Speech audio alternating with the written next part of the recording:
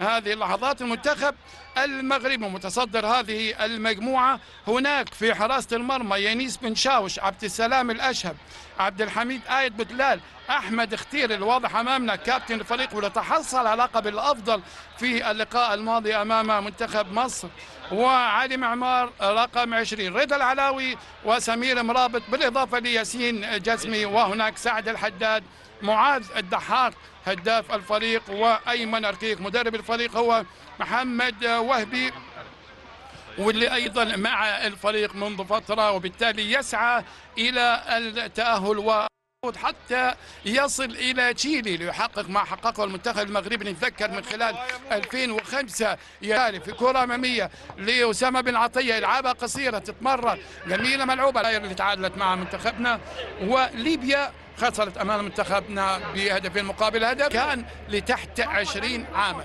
نبارك لمنتخبنا، المنتخب مصر اللي بكل تأكيد كان تحت 20 عام. كرة في الأمام ملعوبة في كرة أمامية للمنتخب. خطر يعني تختار اللي تمكن أيضا من إنقاذ هدف أكيد، وهذه كرة قلت لك المنتخب المغربي بيسعى، وكرة خطرة قول الله، لكن فيها لمسة يد، فيها لمسة يد من صافرة من أحمد الغندور، وبالتالي لمسة يد على المنتخب المغربي اللي بدأ يتكشر عن أنيابه الآن. شوف الإعادة وشوف الكرة الأرضية اتلعبت، وهناك بالتالي بيقدر يلحق يقفل المساحات أمام رغبة المنتخب الجزائري في القارة الأفريقية. بالنسبة للمنتخب الغاني، المنتخب الغاني من خلال سرعة الأجنحة عنده بالنسبة للمنتخب المغربي. رضا العلاوي في فاول للمنتخب بالنسبه للمنتخب الاول. كره في الامام اماميه خطره، لكن واحد ايضا بالنسبه للمنتخب الجزائري، وكره في الامام خطره دي لو عدى خطره جول، حطها جول، هي جول واولى الاهداف. وقلت لك المنتخب الجزائري محمد زغادي يعني بيمهد وهيفاجئنا بجول ويحطها بالجول في تصويبه ولا اروع، تصويبه ولا احلى. وهنا هذا هو المدير الفني ياسين مناع، المدير الفني الشهير. هقول لك شهير ليه؟ لان شهير يعني كان اداء في مباراه، لكن شو انديه وحتى المنتخبات الظاهرين يعني حتى ان متمكن من الابقاء على النتيجه. قاتله دي كره بتصل للمنتخب المغربي، يلعبها الله ولكن تتمرر، الجزائري يفقد الكره، يرجع للطريقه الدفاعيه ملعوبه بينيه الله ولكن تتخلص. شوف زحمه دي النتيجه. رضا العلاوي بيعدي العلاوي يلعب كره عرضيه خطره، ولكن الحارس خب المغربي، ولكن براعه حارس المرمى. شوف الاستلام، شوف الروعه، شوف التمرير من الضحاك، لعبها، ولكن دي الهجمه الثانيه اللي كان فيها لمسه يد. وهنا إعادة أيضا للهدف الجميل برازيلي. المنتخب المغربي في كرة أمامية خطرة، يعدي الله، شو بين مانع وكرة في العرضية وما فيش مانع جول، لكن أيضا في يد حارس المرمى أنيس مختار، وياه تحتار، وبالتالي الرأسية كانت من هذا اللاعب، من هذا مقابل لا شيء للمنتخب المغربي. كرة عالية خطرة رأسية الله، لكن حارس طويل أنيس مختار. كرة في الأمام خطرة جول. كان ممكن العرضية يكون فيها خطورة أكثر، وهنا محاولات، لكن شوف المهارة الله، لعبها عرضية لكن تتخلص. وحارس المرمى هو الأفضل حتى الآن في المنتخبين.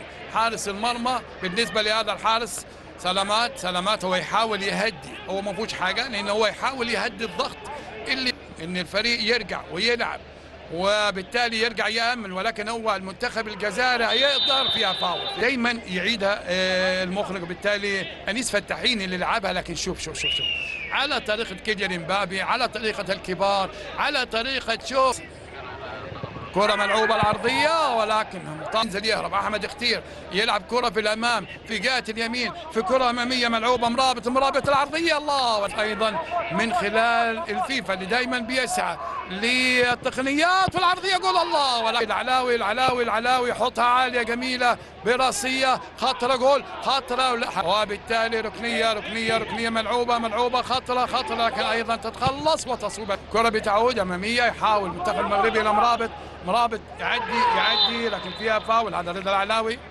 اذا الفاول لرضا العلاوي. اقترب من ربع ساعه الاخيره ونمر اليها مشاهدينا.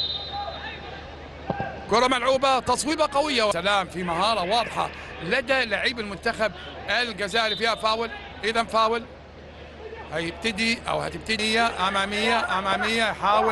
يحاول لكن حتى الآن الحداد اللي واضح أمامنا، سعد الحداد وانطلاقات سعد.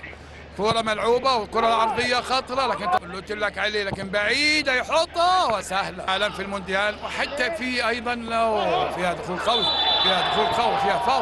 فيها فاول واضح على اللاعب بن أحمد. يعدي جواد، لا تزال فيها خطورة 2 على 2، يلعبها أمامية خطرة جول. ما فيهاش حاجة من الغندور. هيروح للفار أم لا؟ هيروح للفار. شوف الإعادة، شوف البينية. لا، هو حاجز الكرة وما فيهاش حاجة. برافو الغندور. كرة إلى جبريل صحراوي بدفع به المدرب. هل يتمكن؟ لكن هذه كرة ملعوبة وتتخيل تخلص، خيل توصلك. يا سلام، بينية جميلة للضحاك، يعدي يحطها لكن ما تعديش. وفي صفرة من الغندور وركلة حرة، اللي طبعا ما اداش الادفانتج على اعتبار انه اعطي لعبها شكلها الضحاك هو اللي يلعب، يخليها المرابط يحطها جول. الله، ويخلصها العجيب، ويطير لها أنيس مختار نجم هذا اللقاء حتى الآن. شوف أنيس معاها يحتار المنتخب المغربي اللي ضاغط اللي وصل، وراسية بتأتي لكن تتخلص وتعود. وكرة بتعود المنتخب المغربي. شوف اللمسات، شوف الكرات القصيرة أخطر فيها المنتخب الأمم الأفريقية. كرة خطرة، الضحاك يضحك على المدافع، يحطها ولا أروع. جول ممكن. هناك أيضا نادي الزمالك اللي حقق السوبر وحقق المتصدر، ومنها أيضا إنه يحاول من خلال هذا اللاعب اللي عجبني سعد الحداد. الله عليك يا الحداد، تصويبة ولا أروع، ولكن الأروع دائما موجود هنا. الضغط المغربي اللي بيستمر ويتواصل في الشوط الثاني. ملعوبة كرة خطرة، وممكن عرضية ملعوبة، ولا قصب أيضا. حاول المنتخب الجزائري الآن جواد يعدي يلعبها لعيبة والألوان الحمراء المنتخب المغربي بالطول، وشرف كبير لكل اللاعبين. وشوف هنا الروح الكبيرة مرادة في النهاية. ملعوبة وراسية، راسية خطفها ولكن إلى ركنية المنتخب المغربي. جات اليسار، ملعوبة العرضية، تروح فين أفريقيا في نفس هذا العام. كرة ملعوبة ما فيهاش الدفاع مغطي، والعرضية خطرة لكن يواصل الضغط. ملعوبة العرضية ولكن تتخلص. هتلاقي أخطاء الآن. كرة بتصل، يا سلام، الحداد يحطها خطيرة للضحاك يحطها قوية. الله، في هذا اللقاء حتى الآن ملعوبة كرة عرضية خطرة، ولا لجواد قولي.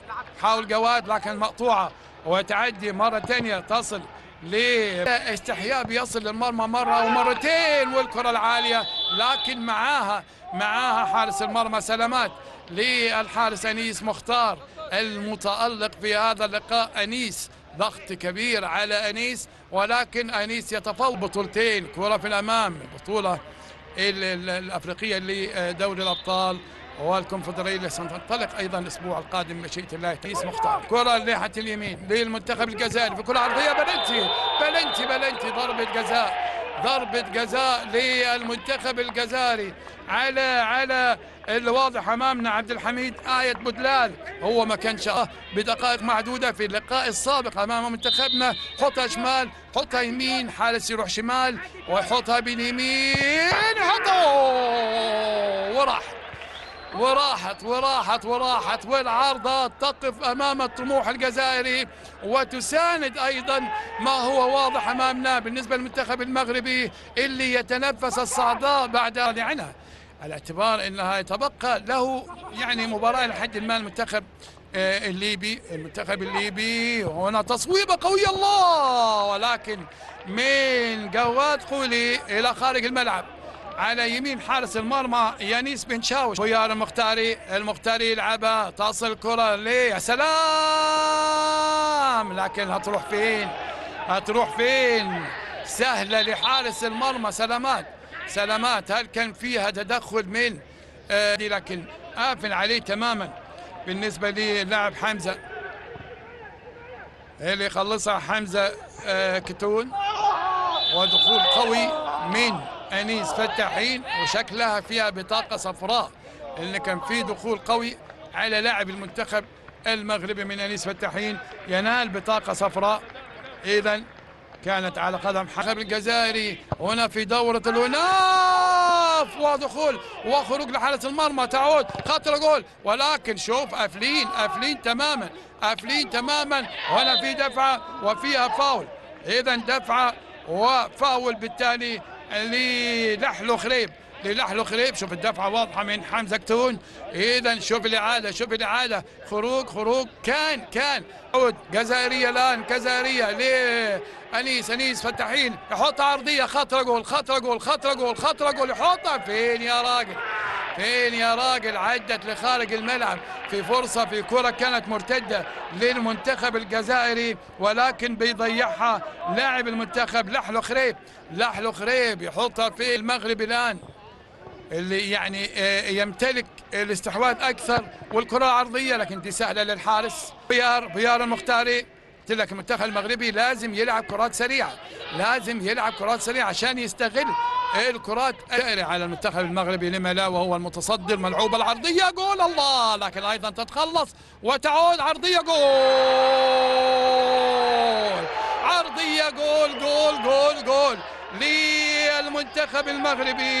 يا سلام، ياسر الزبيري يسجل هدف التعادل بعد ضغط متواصل. قلت لك يعني مع الضغط المتواصل التركيز يفقد المنتخب الجزائري اللي غير راضي على هذا الهدف، لكن هنا المدرب يتنفس الصعداء.